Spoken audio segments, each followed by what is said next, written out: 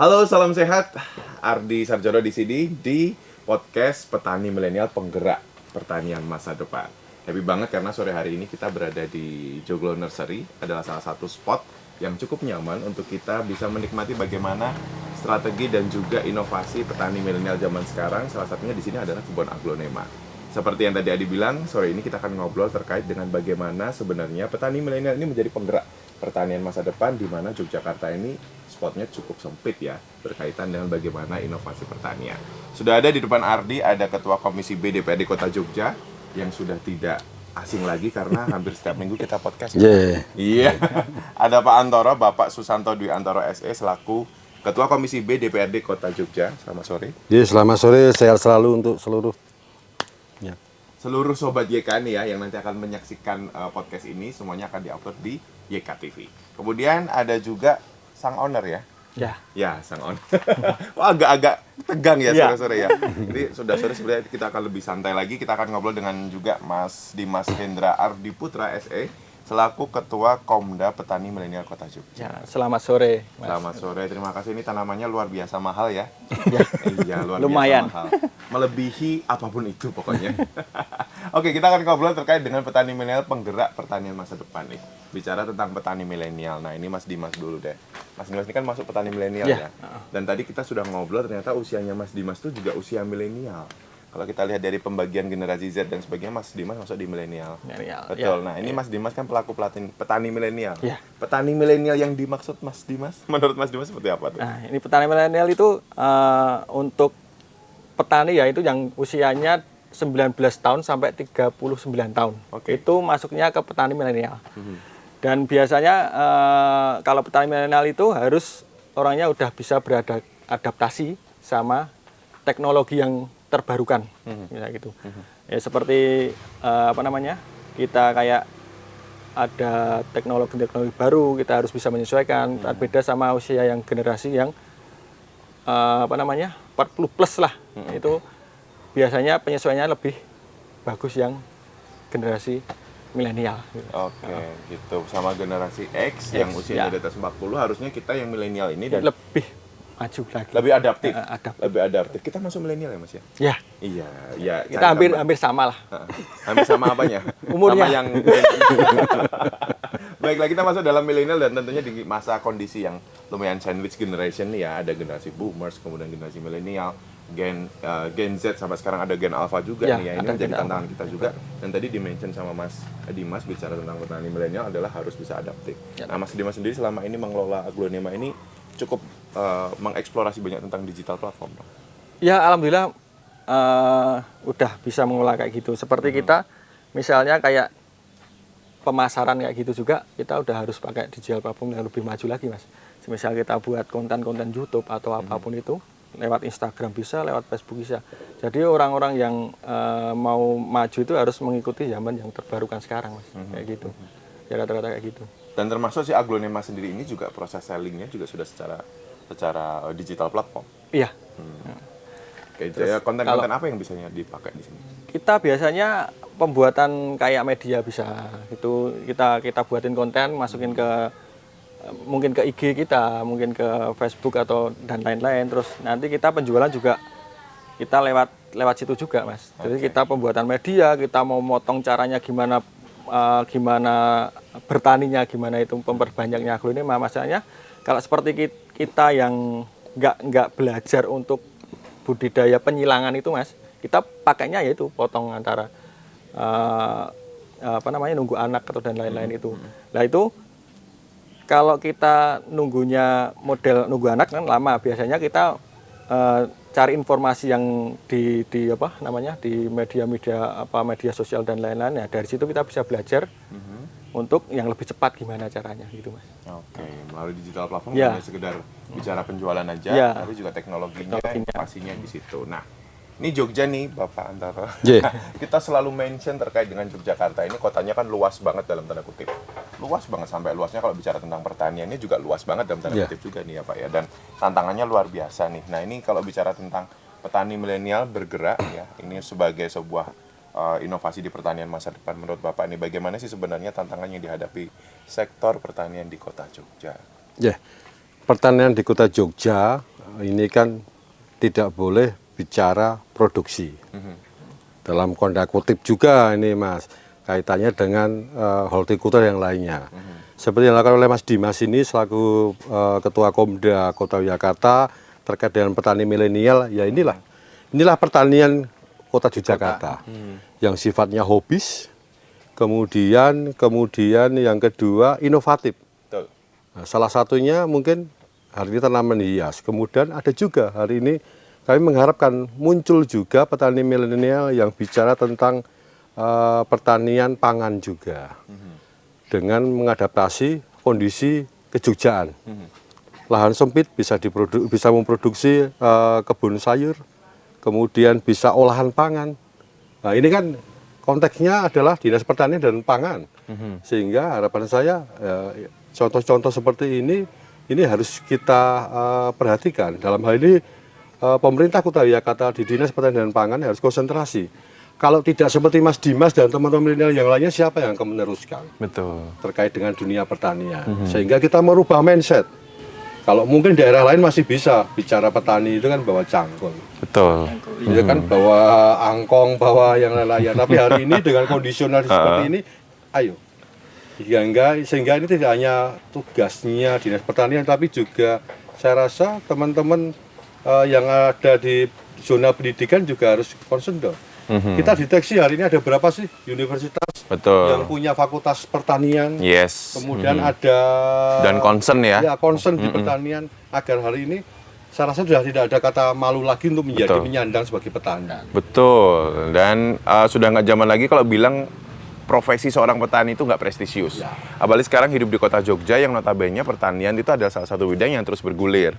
Walaupun challenge-nya lahan sempit seperti itu, dan sebenarnya itu tidak menjadi sebuah halangan ya sebenarnya ya Pak. Betul banget tadi, setuju sih Ardi, Pak Antoro statement bahwa itu sebuah tantangan justru dan kita bisa berkolaborasi. Kalau dilihat di sini ya beberapa jenis tanaman di sini, kalau orang awam lihatnya ini kok daunnya gini aja, tapi usahanya luar biasa loh untuk bisa membuat daun-daun ini luar biasa. Kalau dilihat di sini kan aglonema ya Mas ya. Aglonema ini Mas Dimas boleh ambil satu random contoh aglonema yang ada di depan panjenengan, dan menurut Mas Dimas ini punya makna yang luar biasa dalam proses pengembangannya. Nah ini, kalau ini kan namanya Golden Hope Mas. Golden Hope. Ini kan namanya sesuai dengan doanya berarti. Ini silangan orang Indonesia. Oh, mixed blood. Iya. Buah karya. Buah karyanya Bapak Greg Hambali. Bapak aglonema ya. Aglonema Indonesia Bogor. Ini kemarin yang terakhir Mas, ini kan kalau saya kan senang karakternya karena dia bergaris-garis, beda sama yang lain. Jadi dia lebih ke arah ke indukannya itu rotundum, spesiesnya Indonesia dari Aceh. Iya. Terus dicampur. Iya, disilangkan itu. Nah, ini kemarin awal mulanya keluar itu malah di lelangan itu 50 juta cuma dapat sekitar 5 pot. 10 juta berarti A. Per A 10 juta. Nah, ini kan kemarin banyak banget Mas yang senang ini karena awal mulanya jadi mahal itu ada lelang di Jogja City Mall. Di Jogja City Mall kita lelang sama teman-teman itu nyampe yang daun 12 sampai harga 120 juta Mas. Nah dari situ naiknya drastis. Jadi ini udah ada ceritanya sendiri yang kemarin. Ini tadi Aceh sama apa campurannya? Ini kemarin kalau nggak salah dari Aceh sama Filipina Mas. Oh dari Filipina. Baiklah. Kalau kita lihat di sini sekilas nih ya, Sobat YK, di sini kalau kita lihat kayak motif parang nggak sih? Nah ini kalau salah satu motif awisan yang ada di keraton dan hanya boleh diagem sama orang-orang yang ada di dalam keraton. Ini kalau dilihat di sini ya, padahal ini percampuran antara Junjung Derajat. Junjung Derajat ngeten nggih. Keren banget loh ini ya. Kalau misalnya tadi ini mix blood antara Aceh dan juga Philippines, jadinya apa ini tadi namanya? Golden Hope. Nah, ini keren banget. Ini sekarang harganya juga masih 10 juta, Mas? Enggak, kalau itu sekarang ya sekitar per daunnya 500-an ribu. Oh, 500 ribu. Ini dulu awalnya launching ya yang harga segitu. Awal launching itu 10 juta per 10 daun. Jadi 1 juta. Sekitaran. Kalau dihitung kan kemarin ya sekitar 1 juta lah per daun. Cuma kan kemarin 2021 ada lelangan pas awal itu. 2021 ya itu laku 12 daun Mas. Oke. 120 juta. Iya. Oh, Yang wow. beli orang Tangerang gitu, Raja Flora. Oke. Saya kenal orangnya itu, Pak Nandar itu. Nah, dari situ terus harganya naik. Naik terus, meningkatkan rekognisinya dia ya. Oh, wow. Kayaknya ganti profesi oke lah ya. Ini kalau sebulan 120 juta, nggak usah nge-MC kemana-mana, sayanya kelar ya di sini. Jadi saya kan nanti kalau dipanggil sama Dinas Pertanian, saya sudah punya bergen. Nah, ini udah jualan aglonema sekarang. Oke, menarik banget nih. Bicara tentang aglonema ini sendiri, jenisnya yang begitu banyak dan ternyata sebegitu besar orang tertarik dengan ini. Pendapat pribadi Mas, kenapa orang begitu sangat mencintai atau menyukai kayak gini? Ya karena bermacam-macam warna, Mas. Oke. Jadi kalau semisal aglonema itu sekali nggak ada musimnya berkembang kan, berbunga bukan berkembang, berbunga. Jadi kalau aglonema kita dari kecil udah ada warnanya. Ya dari situ mungkin ya ibu-ibu bapak-bapak pada senang. Penghobi tanaman senangnya dari situ. Pandangannya ya? Iya. Oke, betul. Pandangannya mau berapapun mau dibayar ya? Iya. Oh, Ya- crazy ya rich itu. memang, hah? Nggak mesti, Mas. Oh, nggak Jadi mesti juga. Nggak semua orang yang punya duit Oh. berani beli. Betul. Ya itu biasanya kan penghobi yang benar-benar dia seneng kayak kolektor dan lain-lain itu ya. Itu berawal dari cinta sih ya? Iya. Oke. Dan yang menentukan harga itu kan bukan masalah warna, Mas. Jadi kayak seperti ini warna cuma hijau, yang merah itu malah murah yang merah. Yang warnanya cetar itu malah lebih yang murah yang cetar. Oh, yang mulai yang cedar? Iya. Karena dia otentik kali ya? Karena barangnya lebih dikit. Oh, ya. Itu yang eksklusif. yang Oh, bikin- limited edition. ya. Limited edition. Oke, segala sesuatu yang limit memang agak Ya. mahal sih ya. Ya, oke. Kalau kita sekarang bicara tentang regenerasi nih, Pak. Ini kan di Jogja ini terkenal dengan kota yang atau provinsi dengan older people terbanyak. Iya. Orang-orang sepuh tuh banyak karena Banyak. kan katanya the most livable city, kota ternyaman untuk tinggal sampai tua. Bahkan orang-orang luar Jogja itu nggak hidup di Jogja tapi investnya di Jogja, mau tua di Jogja. Dalam tanda kutip menemuin Jogja juga memang. Nah, ini bicara regenerasi dan beberapa dunia pertanian itu juga masih lekat dengan tiang sepuh. Iya, Nah, ini bicara regenerasi ini bagaimana sih Yogyakarta ini menjadi kota dengan high quality education ya dan regenerasinya khususnya di bidang pertanian Bapak memandangnya seperti apa? Ya, dalam hal ini saya rasa pemerintah harus memfasilitasi yang pertama. Fasilitasi terkait dengan bagaimana generasi muda, anak milenial, apapun sebutannya, hari ini kita butuh regenerasi.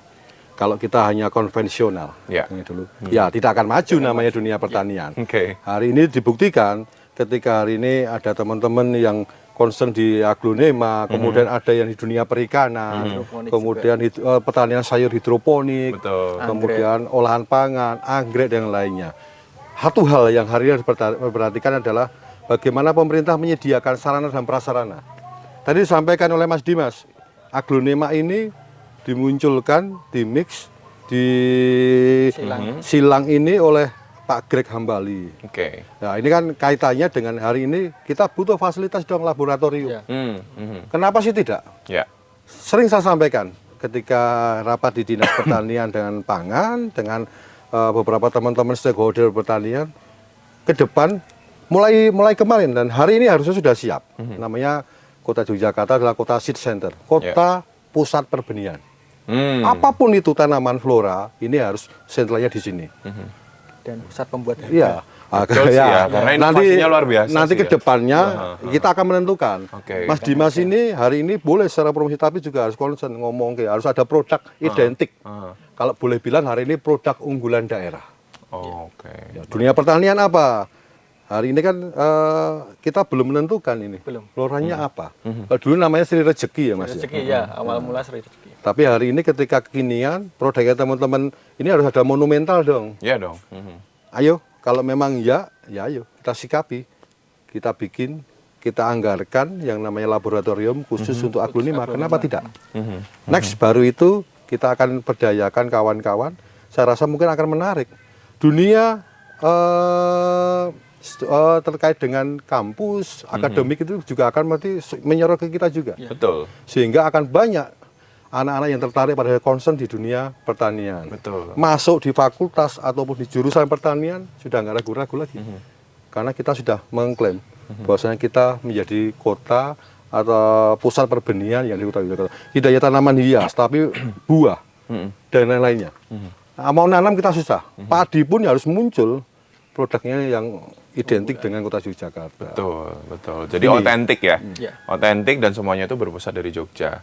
Karena balik lagi semuanya itu berawal karena yang nggak ada lahan di Jogja. Ya. Mau nggak mau kita harus berinovasi menjadi center itu tadi. Ini menarik sekali karena memang banyak sekali inovasi dan kreativitas yang ada di Jogja. Nah, memang ada beberapa stigma nih anak muda bahwa jadi petani itu nggak prestisius gitu ya. Nanti kalau misalnya ke coffee shop ditanya kerjaannya apa petani, itu kesannya kan agak gimana gitu ya. Di KTP pekerjaan. Ada petani. Iya, oh iya. Iya, Oh iya. Oke, itu di disclaimer gitu ya, itu menjadi mungkin dan secara ASN sendiri kan juga nggak ada ya ASN petani gitu ya.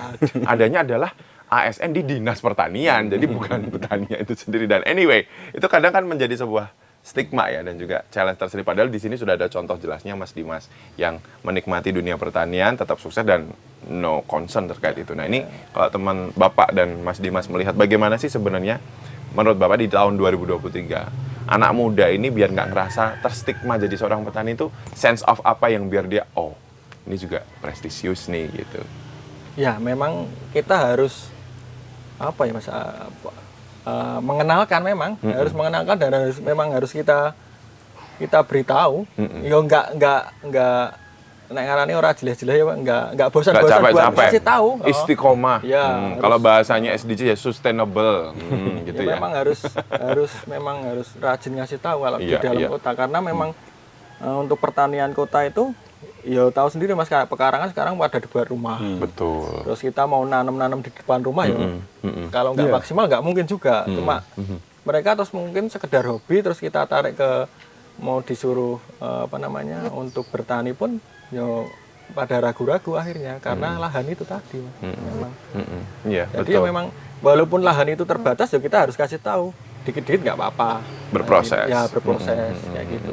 Karena pada dasarnya stigma yang membentuk kita sendiri juga sih ya. Dan itu kan sepertinya sudah terlalu kolonial nggak sih kalau bicara tentang mengkotak-kotakan sebuah profesi. Karena semua punya concern masing-masing. Kalau menurut Bapak? Bagi saya harus menciptakan ya profesi petani ini menjadi profesi idola. Ya salah satunya ya ini Dinas Pertanian dan Pangan harus konsekuen untuk membina. Mengklasterkan bahwa saya umur segini ada tahapan. Ini kita lakukan di Dinas Perindustrian Koperasi UMKM, Mas. Anak-anak muda di bawah umur 30 tahun itu punya yang namanya HBC, Home Business Camp. Home Business Camp. Mereka dididik sesuai dengan keinginannya mereka, kemudian diberi fasilitas terkait dengan permodalan dan pemasaran. Ini harus sama. Petani milenial yang hari ini sudah menjadi satu program tersendiri oleh Dinas Pertanian dan Pangan, ya juga harus dong. Hari ini harus menciptakan motivasi-motivasi yang ditularkan. Yang ke depan juga ini harus ngomong. Dinas Pariwisata punya Dimas Diajem. Iya. Pertanian juga harus dong. Punya duta pertanian. Dan itu mendapat salah satu penganugerahan nanti. Dan Ardi siap jadi jurinya dong di sini, ya kan? Ini harus diingat dan ini tidak boleh dilupakan. Kalau Betul tidak sih. terjadi ya gini-gini aja. Ada tangan panjangnya yang bisa masuk sebagai kunci. Kalau yang gitu. Indonesia udah ada duta petani milenial itu udah Ada. Nasional ya? Nasional Oke, tapi nasional. Ini Jogja belum ini. Nah, ini ditunggu nih, ya kan? Nanti Ardi siap deh jadi coachnya, ya kan? Oke, bicara tentang ini tadi memang menarik banget ya bicara tentang profesi berstigma dan segala macam. Seperti ini kita terlalu naif ya kalau kita berbicara dan judge seperti itu karena memang banyak sekali profil sukses, salah satunya Mas Dimas di sini dan no reason no concern terkait hal tersebut. Nah, kalau kita berbicara tentang prospek karir, bicaranya kan karir nih. Kan kadang kalau anak zaman milenial sekarang tuh prestisiusnya adalah jadi konten kreator. Padahal konten kreator tuh kan nggak harus bicara tentang apa ya hanya sekedar konten yang tidak ada esensi gitu ya, tapi kan bisa melalui pertanian dan sebagainya. Kalau di zaman sekarang juga masih ada sebuah highlight kalau jadi orang kantoran tuh lebih wah kan, rapi gitu kayak grooming, ya, wangi dan seterusnya kayak gitu. Nah, kalau prospek sendiri menjadi seorang petani apalagi di era milenial ini menurut Mas Dimas dan Bapak ini prospeknya seperti apa untuk anak muda? Kalau menurut saya Mas, kalau prospeknya buat anak muda itu asal kita ada kemauan lah. Terutama ada kemauan dulu. Ada kemauan kita rajin, disiplin, tekun dan lain-lain itu. Kita mau tani pakai apapun itu kayak anggrek, aglonema itu kalau kita tekuni Mas itu bisa ya paribasane iso ASN kalah lah gaji. Langsung contoh gitu. aja deh pendapatannya berapa nih average-nya.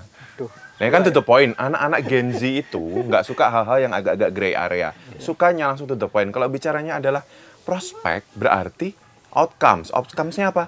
Ya duit lah ya. Maksudnya ini nggak bicara tentang materialistis values ya. Gimana nih Mas? Kalau menurut Mas Bima average, Kalau tadi udah di-mention, KSN kalah, lewat, lurus, mentok ke sana. Gitu. ya rata-rata minimal 30-an lah Sebulan? Ya. Which means satu hari 1 juta. Ya, Siapa yang mau bayar kalian sehari 1 juta gitu kan? Ya kalau yang banyak kemarin pas corona Mas. Oh, itu sebulan malah. sampai 1 M. Masya Allah. Aduh lah, salah saya ngambil profesi berarti ini Cuma ya. kan dari modal segitu kan karena kita masih ambil tempat orang Mas. Iya, Kita belum iya. tani sendiri Betul. karena nggak bisa mencakupi untuk wilayah Jogja itu kita jual lebih cepat jualnya ketimbang kita taninya kalau yang kemarin-kemarin. Mas. Beda sama sekarang. Kalau sekarang kita tani masih sempet lah. Kalau yang kemarin itu kita kulaan ke Jakarta atau kemanapun itu ataukah impor atau kita itu sebulan itu kulak bisa sampai 800-an juta per bulan. Oke, Ya. pula segitu. Terus bersihnya berapa teman? Bersihnya paling sekitar 150 sampai 200. Itu lumayan banget loh, dapat mobil. Sekarang mobil murah-murah, 100 juta udah bagus, 150 lagi ya. kemarin. Udah bagus banget. Kalau 2 bulan dapat 300 juta. Iya, pas Dapat corona kemarin. gitu ya. Itu dapat itulah harga-harga segitu. Oke, masuk di akal ya di sini ya. Jadi kalau bicara tentang kesuksesan, outcomes itu tidak harus menjadi seorang karyawan atau mungkin ASN ya kan. Tapi juga nuan cewek nggih mbak-mbak, ibu-ibu ASN semuanya. Tanpa mengecilkan karena pada dasarnya outcomes itu ya tidak hanya bicara itu, tidak hanya karyawan di Ya, semua. pegawai negeri sipil ataupun menjadi seseorang yang di kantoran, Ya. tetapi juga menjadi petani ini juga menjadi salah satu pilihan dan ini membuka kita don't judge book by its cover. Jadi keren sih ya, 300 juta. Kebayang ini nominal banget nih ya mata saya jadi it's okay. Kalau Bapak lihat prospeknya seperti apa nih anak muda nih? Iya. Selama masih mau bergerak. Saya beri contoh aja. Tahun 2001 saya ini pemuda pelopor juara 1 Oke. bidang pertanian. Karena inovasi saya tapi tidak di tanaman, tapi saya membuat pupuk organik. Oh, oke. Khusus saya bedakan mana yang tanaman buah, mana yang tanaman hias, terus kemudian saya meramu dari yang ada. Dari inovasi itu saya bisa menggerakkan banyak orang, teman-teman kami muda, mulai dari packaging, dari promosi sampai penjualan. Nah sebenarnya asal mau gerak saja, tahu peluang, dilakukan. Jadi pasti Ditekuni lah. akan mendapatkan hasil. Betul. Iya, pasti. Kalau mau paid Semua off ya harus produk hard work ya. Ya semua produk kayak gitulah. Iya sih ya. Yang kedua mas, kayak Betul. gini, Heeh. saya dulu buka jaringan di hotel, di restoran, di kantor untuk rental tanaman mas. Oh, Bisa. bisa juga Bisa. ya. Iya benar-benar. Saya dulu hidup dari rental tanaman itu per bulan itu bisa saya di angka 50 juta. 2007. 50 juta. Setelah itu Oh, oke. ya, 2009 itu ya saya kasih ke teman-teman relasi MOU tak butuh yang lainnya sudah saya bergerak di politik akhirnya. Oke. Jaringan itu yang akhirnya membuat satu Membentuk. Iya. Dan komisinya sesuai dengan passion yang dulu. Akhirnya lebih enak ya Pak geraknya ya. Iya. Tahu apa yang dirasakan, tahu yang apa yang harus dilakukan gitu. Dan ini seru banget tadi berbicara tentang masalah satu quote dari bapak-bapak yang ada di dan Mas yang ada di sini bahwa yang penting bergerak terus karena kalau mau paid off ya harus hard work ya. Iya. Biar Tuhan dan semesta kalau anak kata Gen Z, biar Tuhan dan semesta tuh merestui gitu katanya gitu. Dan ini seru banget ya bicara tentang masalah prospek karir itu tadi kejawab dan luar biasa, prospeknya luar biasa dan kesejahteraan pun juga sudah di depan mata dan itu menjadi salah satu pilihan Anda nih Sobat YK yang nanti akan melihat podcast sore hari ini. Nah bicara tentang inovasi nih, ini kan sudah banyak sekali upaya yang dilakukan oleh pemerintah, petani milenial juga, inovasi-inovasi di era yang sekarang, baik dari aspek budidaya ataupun pemasaran yang dilakukan petani milenial. Mungkin boleh dikasih cerita nih, aspek-aspek yang bisa dilakukan dari segi budidaya dan pemasaran. Kalau segi budidaya ya kita kalau masih sama aja sih mas, karena nggak bisa. Kita belum punya laboratorium untuk kemajuannya. Kan kalau aglonema bisa dikultur, tapi nggak semua aglonema bisa dikultur. Jadi aglonema itu ada yang nggak bisa dikultur, ada yang bisa dikultur. Nah kalau kayak saya nggak punya laboratorium ya kita masih pakai sistem yang kayak dulu masih kita potong bonggol kayak Beli benih gitu. enggak beli benih benih nggak ada potong mas jadi bukan benih namanya oke. nanti itu nanti namanya bebian ya Oh. bukan kalau di aglonema biasanya kecilan lah remaja. Oh, Jadi benih bocil. Ya, bocil. Iya. Nah, itu biasanya kita beli benih juga bisa, Oke. beli remajaan bisa nanti dibesarkan. Nah, kita untuk kemajuannya untuk budidaya itu belum bisa karena untuk pembuatan belum buat laboratorium buat itu. Jadi belum ada kemauan buat situ, masalahnya repot Mas. Repot. Terus Ini memang harus ada yang tahu. harusnya kolaborasi sih ya, Pak. Iya, Ya, iya. betul. Itu. Terus kalau untuk sistem pemasaran kita udah semua udah tahu semua lah. Ya, Sudah ya, ada ya. TikTok, ada Instagram, ada Banyak Facebook. sekali. Iya, tapi sekarang kalau di tempat saya yang paling ramai di YouTube, Mas. Oh, YouTube. Ya, sementara kalau di Facebook kita kalah sama Jakarta. Masalahnya di sana importer di sana semua, Mas. Importer di sana semua, terus di sana berani rugi. Ya, kalau kita rugi ya eman-eman lah. Iya, Mending ditani aja dulu gitu, Mas. Kalau sana enggak, karena modelnya orang-orang yang enggak bertanggung jawab itu ya importer. bakar uang. Ada oknum importer yang enggak bertanggung jawab itu yang bakar uang itu namanya. Konsepnya. Iya, konsepnya kayak gitu. Baik. Nah, ini berarti PR yang juga sih ya, Pak ya, bicara tentang si pembenihan itu tadi, karena memang butuhnya kerjasama. Apalagi sebenarnya Yogyakarta sendiri punya, kalau Ardi lihat dari segi akademis, memang banyak sekali potensi sebenarnya ya untuk bisa dikolaborasikan, karena akademinya Jogja Luarga ini luar biasa. Punya high quality terkait dengan inovasi, strategi, dan sebagainya. Dan bisa memfasilitasi teman-teman di sini. Kalau Bapak melihatnya gimana nih terkait dengan upaya yang sudah dilakukan? Kerjasama saya rasa. Hari ini Dinas Pertanian punya apa, kemudian beberapa fakultas pertanian punya apa, ya ayo kita duduk bersama diskusi. Saya rasa ada teman-teman Bapeda yang hari ini aja mengcollecting, mengundang, dipertemukan dengan teman-teman Dinas Pertanian dan Pangan dan teman-teman petani milenial, duduk bersama mengkonsep. Nah, ke depan apa sih kebutuhan-kebutuhan? Kan hari ini belum banyak nih saya rasa. Teman-teman di Fakultas Pertanian baik di UGM, baik di Sarjana Wiyata, baik di STTP. Betul. Nah, ini ayo Belum kita ada ajak. yang coba ngultur aglonema. Iya. Oh, belum. Kalau Dinas sudah pernah coba. Oh, Dinas sudah oke. pernah, ya. Ya, Apa yang jadi obstacle-nya teman-teman akadim untuk tidak mengkultur aglonema, kalau Mas Dimas Mungkin kan tahu? ya kebanyakan belum tahu aja, Mas. Oh, Ya, oke. Karena belum ada yang yang interest, concern di Ya, aglonema. sudut gitu ya. pandangnya mungkin di akademisi ini orientasinya adalah tani pangan. pangan, sebenarnya rata pangan. Jadi Yang hias yang belum hobis terlalu. ini nggak konsentrasi. Oh, mungkin fokusnya di basic human needs dulu ya, makan dulu ya. Iya. Oh, oke. Kalau di daerah Jogja lah ya. Kalau di Bogor udah Oh, ada yang kultur. Terus dari saya akademisi. bilang hilangkan konvensional, mari kita tetap ke depan sama dengan petani milenial. Saya pasti bisa. Betul. Mungkin ada juga kaitannya filosofi bahwa di Jogja tuh yang penting kenyang dulu. Kalau teman-teman di Jawa Barat itu kan konsepnya appearance ya. Ini kayak beberapa dunia estetik tuh kan main banget di Jawa Barat. Kalau kita bandingin nih orang Jogja sama orang Jawa Barat beda banget tuh secara looks dan sebagainya. Tapi memang ada beberapa filosofi terkait. Apakah itu ada pengaruhnya nggak sih menurut Bapak-bapak? Bahwa filosofi orang Jogja itu yang penting kenyang dulu, saving dulu. Terus akhirnya konsentrasi kayak gitu mungkin Memang bisa seperti itu. ini tantangan juga mungkin kedepannya nanti bersama dengan Dinas Pertanian duduk bersama, betul ya Pak ya? Benar. Duduk bersama Dinas Pertanian, DPRD, kemudian petani milenial gitu ya, apa yang memang belum terjawab, akadim juga, sehingga nanti menghasilkan suatu hal yang luar biasa. Dan doa dari Pak Antoro tadi menjadi center of benih gitu ya? Iya, kota berbasis benih atau city of seed. Jadi sehingga bagi kami ini sudah lama dicanangkan, tetapi hari ini belum. Saya masih greget.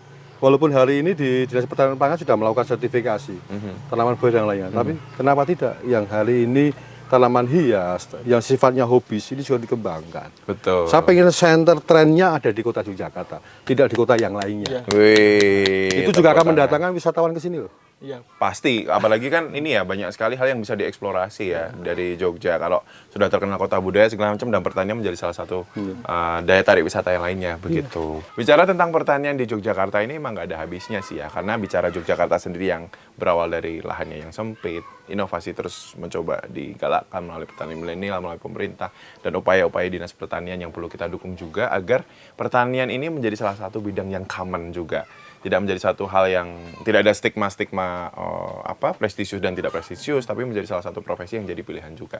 Nah, bicara tentang upaya yang tadi sudah dilakukan oleh Dinas Pertanian juga sudah sering di-mention. Nah, ini teman-teman yang sekarang nanti akan mendengarkan podcast ini, Petani Milenial Bergerak untuk Petani di Masa Depan, mungkin ada closing statement nih di sini agar memotivasi teman-teman semuanya yang ada di luar sana, Sobat JK yang nanti akan mendengarkan nih, agar into terhadap pengembangan petani milenial, karena kita akan menuju generasi emas 2045. Katanya bonus demografi. Dan pertanian sendiri itu menjadi salah satu part yang tidak bisa ditinggalkan. Bagaimana nih closing statement-nya? Ya gini Mas, kalau kita itu menyandang status sebagai petani itu ya, nggak nganu siapa nggak ngisi-ngisi lah Betul, pariwisata kalau betul. sekarang ini nggak malu-maluin karena apa sekarang itu petani nggak cuma petani pangan jadi kita bisa tani ke tanaman hias ya tanaman hias itu nggak harus kotor lah pariwisata Ya. ya kayak gitu jadi kalau teman-teman yang generasi milenial itu harusnya maulah untuk belajar untuk tani di luar bukan yang pangan jadi teman-teman marilah kita bareng-bareng untuk yang mau untuk tani tanaman hias itu nggak jelek kok maksudnya nggak status jadi petani terus elek gitu jelek itu enggak sih Itu colonial things itu ya. ayo bareng-bareng yang mau kita tani Ya. buat sampingan juga bisa sih kayak gitu kalau petani nggak setiap hari macul lah pariwisata kayak gitu Sampingan tapi sebulannya 150 juta loh. Sampingan macam apa coba ya kan? Jadi langsung jadi aja petani. Iya. Bapak Antoro. Pesan untuk teman-teman muda di Kota Jakarta. Bermimpi, mempunyai cita-cita boleh di waktu kecil. Tetapi ketika sudah menyandang hari ini menjadi pemuda, lakukan apa yang bisa kamu lakukan yang ada di hadapanmu. Ketika kamu hari ini tertarik dunia pertanian, ya silahkan. Ada salah satu yang namanya dinas, adalah Dinas Pertanian dan Pangan. Kalau kamu ingin tahu lebih dalam, ya datanglah ke Dinas Pertanian dan Pangan untuk berkonsultasi, untuk mendapatkan informasi, sehingga jalan pikiran dan orientasi akan terbentuk sendirinya. Dan minta yang namanya alamat teman-teman petani milenial yang sudah ada di Kota Jakarta. Ya. Ini akan menginspirasi kawan-kawan muda untuk bisa melakukan, untuk bisa berbuat, khususnya di dunia pertanian di Kota Jakarta. Itu saja. Betul. Nah, kalau Anda mulai tertarik, yang pasti pada dasarnya tidak perlu overthinking ya. Kalau anak-anak, lagi-lagi Gen Z nih ya, nggak perlu overthinking karena yang pasti just do it aja, betul ya Pak ya? Lakuin aja, kalau masih penasaran, bingung, datang ke Dinas Pertanian Kota Jogja di daerah Giwangan sana. Kalau memang pengen langsung terjun, pengen lihat lapangan kayak apa, bisa datang ke Joglo Nursery juga, nursery yang ada di Kota Gede. Ini nggak jauh ya, ini ada di salah satu pojok Kota Jogja yang romantis ya. kita terbuka kita bisa belajar bareng. Betul, belajar bareng, tertarik, dan akhirnya tidak harus Anda yang bersarjana pertanian juga ya. Tidak harus Anda yang berkuliah yang gimana-gimana, enggak. Kalau tertarik kita bisa belajar bersama dan mengembangkan diri Yang penting ada menuju kemauan. yang penting ada kemauan. Yang penting ada kemauan biar nanti hard work-nya bisa paid off gitu. Itu tadi obrolan sore hari ini terkait dengan petani milenial penggerak pertanian masa depan menuju Indonesia Emas di tahun 2045. Matur nuwun Pak Antoro, matur nuwun Mas sami-sami. Dimas. Sehat-sehat, terima kasih obrolan inspirasi yang bisa menggugah kita semuanya. Ardi Sarjono pamit, selamat sore.